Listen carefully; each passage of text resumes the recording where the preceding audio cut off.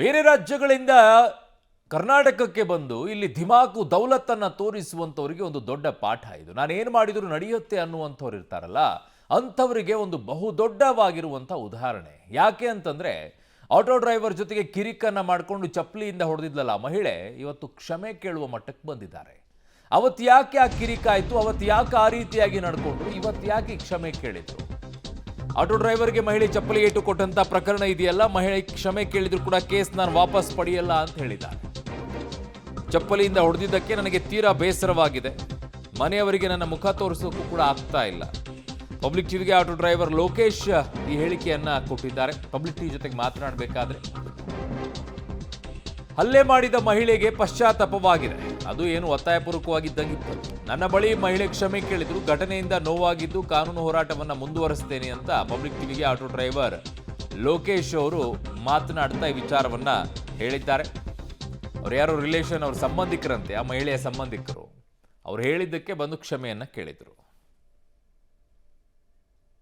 ಬೆಂಗಳೂರಿನ ಆಟೋ ಚಾಲಕನಿಗೆ ಚಪ್ಪಲಿಯಿಂದ ಹೊಡೆದಂತಹ ಪ್ರಕರಣಕ್ಕೆ ಸಂಬಂಧಪಟ್ಟಂತೆ ಸಾಕಷ್ಟು ಬೆಳವಣಿಗೆಗಳು ಕೂಡ ಆಗ್ತಾ ಇದೆ. ಇವತ್ತು 12 ಗಂಟೆಗೆ ಈ ಒಂದು ಘಟನೆಯನ್ನು ಖಂಡಿಸಿ ವಿವಿಧ ಕನ್ನಡ ಪರ ಸಂಘಟನೆಗಳು, ಆಟೋ ಸಂಘಟನೆಗಳು ಕೂಡ ನಗರದ ಫ್ರೀಡಂ ಪಾರ್ಕ್ನಲ್ಲಿ ಪ್ರತಿಭಟನೆಯನ್ನು ಕೂಡ ಮಾಡಲಿದ್ದಾವೆ. ಅದರ ಜೊತೆಗೆ ಖುದ್ದು ಆಟೋ ಚಾಲಕನ ಕಾಲಿಗೆ ಬಿದ್ದು ಆ ದಂಪತಿ ಕ್ಷಮೆಯನ್ನು ಕೇಳಿದ್ದಾರೆ. ನೇರವಾಗಿ ಹಲ್ಲೆಗೆ ಒಳಗಾಗಿರುವಂತಹ ಲೋಕೇಶ್ ಅವರಿದ್ದಾರೆ, ಮಾತನಾಡಿಸ್ತೀನಿ. ಸರ್, ನಿನ್ನೆ ಎಷ್ಟು ಗಂಟೆಗೆ ತಮ್ಮ ಹತ್ರ ಬಂದಿದ್ರು, ಕಾಲಿಗೆ ಬಿದ್ದು ಕ್ಷಮೆಯನ್ನು ಕೇಳಿದ್ರು, ಈಗ ಕೇಸನ್ನು ವಾಪಸ್ ಪಡಿತೀರಾ ಹೇಗೆ? ಇಲ್ಲ ಸರ್, ಕೇಸ್ ಏನು ವಾಪಸ್ ತಗೊಳ್ಳಲ್ಲ. ಕೇಸ್ ಆಗೇ ಇರುತ್ತೆ. ಅವ್ರ ಸಂಬಂಧಿಕರು ಯಾರೋ ಬಂದು ಕರ್ಕೊಂಡು ಹೋದ್ರು, ನಿಮ್ಗೆ ಆಗಿರೋ ಅನ್ಯಾಯಕ್ಕೆ ನಾವು ಅವ್ರ ಹತ್ರ ಕ್ಷಮಾಪಣೆ ಕೇಳಿಸ್ತೀನಿ ಅಂತ ಕೇಳಿಸಿದ್ರು. ಈಗ ಕೇಸ್ ಏನು ವಾಪಸ್ ತಗೊಳ್ಳಲ್ಲ ಸರ್, ಹಂಗೆ ಇರುತ್ತೆ. ಏನು ಹೇಳಿದ್ರು ಸರ್? ನಿನ್ನೆ ಬಂದರು, ನಿಮ್ಮ ಹತ್ರ ಬಂದು ಮಾತನಾಡಿದ್ರು, ಏನು ಹೇಳಿದ್ರು? ಆಗಿರೋ ತಪ್ಪನ್ನು ಒಪ್ಕೊಂಡ್ರ? ಪಶ್ಚಾತ್ತಾಪ ಇತ್ತು ಅವ್ರ ಮುಖದಲ್ಲಿ? ಪಶ್ಚಾತ್ತಾಪ ಇತ್ತು ಸರ್, ತಪ್ಪು ಒಪ್ಕೊಂಡ್ರು ಅವರೇ. ಕಾಲಿಗೆ ಬಿ ಕ್ಷಮಾಪಣೆಯನ್ನು ಕೇಳಿದ್ರು, ಮತ್ತು ಆಯಿತು ತಪ್ಪಾಯಿತು ಅಂತಲೂ ಹೇಳಿದ್ರು. ಸರ್, ನಾನು ಒಬ್ಬಂಗೆ ಆಗಿದ್ರೆ ನಮ್ಮ ಅವಮಾನ ತಡ್ಕೊಬಿಡ್ಬೋದಾಯಿತು. ಎಲ್ಲಾದರೂ ಯಾರೋ ಗುಂಪಲ್ಲಿ ಏನೋ ಯಾರಿಗೂ ಕಾಣ್ದಂಗೆ ಆಗಿದ್ರೆ ತಡ್ಕೊಬಿಡ್ಬೋದಾಯಿತು. ಪಬ್ಲಿಕಲ್ಲಿ ಆಗಿದ್ರಿಂದ ಅದನ್ನು ಇದು ಮಾಡ್ತಾರೆ ಸರ್. ಈಗ ನಿಮಗೆ ಕೇಸನ್ನು ವಾಪಸ್ ಪಡೀರಿ ಅಂತ ಹೇಳಿ ಏನಾದರೂ ರಿಕ್ವೆಸ್ಟ್ ಮಾಡ್ಕೊಂಡ್ರ ಅವರು?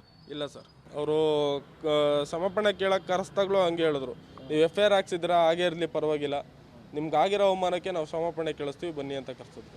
ಈಗ ಸರ್ 12 ಗಂಟೆಗೂ ಕೂಡ ಪ್ರತಿಭಟನೆಯನ್ನು ನಡೆಸಲಾಗ್ತಾ ಇದೆ. ಈಗ ತಾವು ಕೂಡ ಅಲ್ಲಿಗೆ ಹೋಗ್ತಾ ಇದ್ದೀರಿ? ಹೌದು ಸರ್, ಹೋಗ್ತಾ ಇದ್ದೀವಿ. ನಮ್ಮ ಆಟೋ ಸೈನಿಕರೆಲ್ಲ ಬರ್ತಾ ಇದ್ದಾರೆ, ಸಂಘಟನೆಗಳೆಲ್ಲ ಬರ್ತಾ ಇದ್ದಾವೆ. ಇವತ್ತು ಅದ್ರ ಬಗ್ಗೆನೇ ಪ್ರತಿಭಟನೆ ಮಾಡ್ತಾ ಇದ್ದೀವಿ. ಆ್ಯಕ್ಚುಲಿ ಅವತ್ತು ಏನು ಇನ್ಸಿಡೆಂಟ್ ಆಯ್ತಲ್ಲ, ಇನ್ಸಿಡೆಂಟ್ ಆಗಿದ್ದು ಕೂಡಲೇ ಮೊದಲಿಗೆ ಜಗಳ ಆರಂಭ ಆಗಿದ್ದು ಅವ್ರ ಕಡೆಯಿಂದನಾ ಅಥವಾ ನೀವೇನಾದರೂ ಬೈದ್ರು ಅನ್ನುವಂಥ ಕಾರಣಕ್ಕಾಗಿನ? ಇಲ್ಲ ಸರ್, ಜಸ್ಟ್ ಅವರು ಕಿರಿಚ್ಕೊಂಡ್ರು ಅನ್ನೋ ಕಾರಣದಿಂದ ಬೈಕ್ ನಿಲ್ಲಿಸ್ತೆ ನಾನು. ಇಲ್ಲ ಹೊಲ್ಟಾಗಿದ್ರೆ ಏನೂ ಆಗ್ತಿರ್ಲಿಲ್ಲ ಅನ್ಸುತ್ತೆ. ಏನೋ ಲೇಡೀಸು ಕೂಗುದ್ರಲ್ಲ, ಕಿರಿಚ್ಕೊಂಡ್ರಲ್ಲ ಅನ್ನೋ ಒಂದು ಗಾಬರಿಲಿ ಗಾಡಿ ನಿಲ್ಲಿಸ್ತೆ. ಬೈತಾ ಇದ್ರಲ್ಲ ಅಂತ ವಿಡಿಯೋ ಮಾಡ್ತಿದ್ದೆ, ಅಷ್ಟೊತ್ತಿಗೆ ಚಪ್ಪಲಿ ಹೊಡೋದ್ರು. ಅಷ್ಟೇ ಆಗಿದ್ದೀನಿ, ಏನಿಲ್ಲ. ಅಕ್ಕಪಕ್ಕ ಎಲ್ಲ ಕ್ಯಾಮ್ರಾಗಳಿದ್ದು, ನಾನು ಅದನ್ನೂ ಹೇಳಿದೆ, ಅಲ್ಲಿ ಚೆಕ್ ಮಾಡಿ ಏನೂ ತೊಂದರೆ ಇಲ್ಲ, ನಂದೇನು ತಪ್ಪಿಲ್ಲ, ನಾನೇನು ಗಾಡಿ ಟಚ್ ಮಾಡಿಲ್ಲ, ಏನಿಲ್ಲ ಅಂತ ಎಷ್ಟೋ ಹೇಳಿದೆ. ಅವರು ಅರ್ಥ ಮಾಡ್ಕೊಳ್ಳಿಲ್ಲ. ಯಾವ ಕೋಪಕ್ಕೋಸ್ಕರ ಆ ಥರ ಮಾಡಿದ್ರು ಅಂತ ಗೊತ್ತಿಲ್ಲ. ಇವತ್ತು ಪಶ್ಚಾತ್ತಾಪ ಪಡ್ತಾ ಇದ್ದಾರೆ ಅವರು. ಸರ್, ಸಾರ್ವಜನಿಕವಾಗಿ ಎಲ್ಲರೂ ಮುಂದೆನೂ ಕೂಡ ಚಪ್ಪಲಿಯಿಂದ ಹೊಡೆಯುವಂಥ ಸಂದರ್ಭದಲ್ಲಿ ಮಾನಸಿಕವಾಗಿ ಕುಗ್ಗಿ ಹೋಗಿರ್ತೀರಿ, ಅವಮಾನಕ್ಕೆ ಒಳಗಾಗಿರ್ತೀರಿ. ಆ ಕ್ಷಣ ಯಾರೂ ನಿಮ್ಮ ನೆರವಿಗೆ ಬರಲಿಲ್ವಾ ಸ್ಥಳಕ್ಕೆ? ಅಲ್ಲಿ ಯಾರೂ ಇರಲಿಲ್ಲ. ಪಬ್ಲಿಕ್ ಕೇಳಿದ್ರು, ಆದರೂ ಪಬ್ಲಿಕ್ಕಿಗೆ ಅವರು ಉಲ್ಟಾ ಇದು ಮಾಡಿದ್ರು ಅವರು.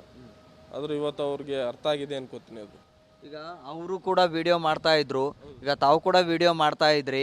ಸೊ ಆ ಸಂದರ್ಭದಲ್ಲಿ ಅವರು ನನ್ನ ಮೇಲೆ ಒಂಥರ ಕೆಟ್ಟದಾಗಿ ಮಾತನಾಡ್ತಾ ಇದ್ದಾರೆ ಅನ್ನುವಂಥದ್ದು ಅಥವಾ ನಿಮ್ಮ ಮೇಲೆ ಏನಾದರೂ ಬೇರೆ ಥರ ಮಾತನಾಡುವಂಥದ್ದು ಆ ಜಾಗದಲ್ಲಿ ಆಗಿತ್ತಾ?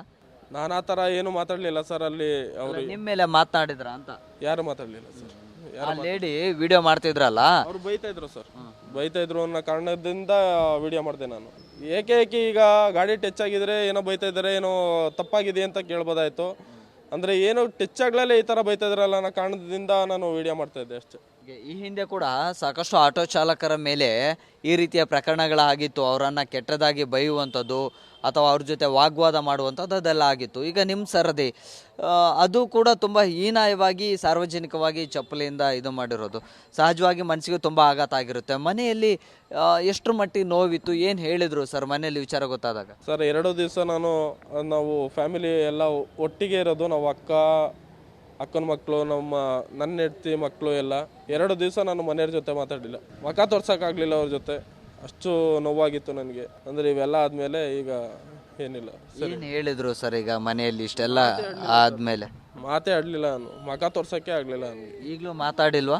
ಎಲ್ಲಿದ್ದೀರಿ ಮತ್ತೆ? ಎಲ್ಲ ಕ್ಲಿಯರ್ ಆಯಿತು. ನಿನ್ನೆ ಅಕ್ಕ ಹೆಂಡ್ತಿ ಇಬ್ರು ಜೊತೆಲೇ ಕರ್ಕೊಂಡೋಗಿ ಕ್ಷಮಾಪಣೆ ಕೇಳತ್ತಕ್ಕೆ ಕರ್ಕೊಂಡೋಗಿ. ಈಗ ಅವರು ಎಲ್ಲಿ ಬಂದು ಕ್ಷಮೆ ಕೇಳಿದ್ರು? ಮತ್ತೇನಾದರೂ ಇವತ್ತು ಭೇಟಿ ಮಾಡ್ತೀವಿ ಅಥವಾ ಕೇಸನ್ನು ವಾಪಸ್ ಪಡೀರಿ ಅನ್ನುವಂಥದ್ದು ಮತ್ತೆ ಇವತ್ತು ಕೂಡ ಕೇಳೋ ಸಾಧ್ಯತೆ ಇದೆಯಾ? ಹಿಂಗೆ ಇಲ್ಲ ಸರ್, ಆ ಥರ ಏನೂ ಹೇಳಲಿಲ್ಲ. ಅವ್ರು ಹೇಳಿದ್ರು FIR ಹಾಕಿರೋದು ಹಾಗೆ ಇರಲಿ, ಬೇಕಾರೆ ಕ್ಷಮಾಪಣೆ ನಿಮ್ಗೆ ಆಗಿರೋ ನೋವಿಗೆ ನಾವು ಕ್ಷಮಾಪಣೆ ಕೇಳಿಸ್ತೀನಿ ಅಂತ ಕೇಳಿಸಿದ್ರು. ಈಗಾಗಲೇ ಲೋಕೇಶ್ ಅವರು ಈಗ ದೂರನ್ನು ದಾಖಲು ಮಾಡಿದ್ದಾರೆ. ಆ ದೂರನ್ನು ನಾವು ವಾಪಸ್ ಪಡೆಯೋದಿಲ್ಲ, ಕಾನೂನಾತ್ಮಕವಾಗಿ ಹೋರಾಟವನ್ನು ಮುಂದುವರಿಸ್ತೀವಿ.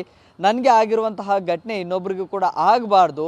ಆಟೋ ಚಾಲಕರನ್ನು ಒಂದು ರೀತಿಯಲ್ಲಿ ಕೆಟ್ಟ ಮನಸ್ಥಿತಿಯಿಂದ ನೋಡ್ತಾರೆ, ಅವರ ಮೇಲೆ ಹಲ್ಲೆ ಮಾಡುವಂಥದ್ದು, ಅವಾಚ್ಯವಾಗಿ ನಿಂದನೆ ಮಾಡುವಂಥದ್ದು ಅದೆಲ್ಲವೂ ಕೂಡ ಆಗುತ್ತೆ. ಆದರೆ ಇದು ಮುಂದುವರಿಬಾರ್ದು. ಸೊ ಹಾಗಾಗಿ ಕಾನೂನಾತ್ಮಕವಾಗಿ ಹೋರಾಟವನ್ನು ನಡೆಸ್ತೀನಿ ಅನ್ನುವಂತಹ ವಿಚಾರವನ್ನು ಪಬ್ಲಿಕ್ ಟಿವಿಗೆ ತಿಳಿಸ್ತಾ ಇದ್ದಾರೆ. ವಿಡಿಯೋ ಜರ್ನಲಿಸ್ಟ್ ನವೀನ್ ಜೊತೆ Prakash D Rampur, public TV, Bengaluru.